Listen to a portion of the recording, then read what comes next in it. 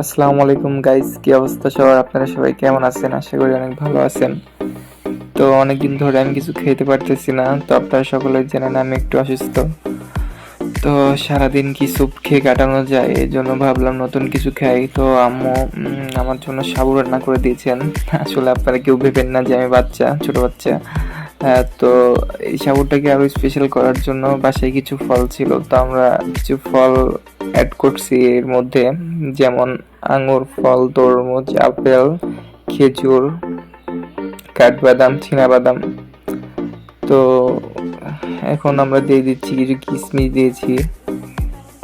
তো বেদেনা বেদেনা ফল কিছু ছিটিয়ে দিচ্ছি। তো ফ্রিজে দেখছি একটা আইসক্রিম ছিল, তো আইসক্রিমটাকেও ভাবলাম কাজে লাগাই।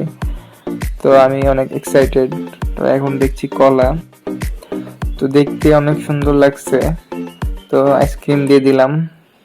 এখন দেব ফুড কালার, দেখতে অনেক সুন্দর। আর এই টেস্টটাও ফালুদার থেকে কিছু কম না, আপনারাও চাইলে বাসায় বানাইতে পারেন।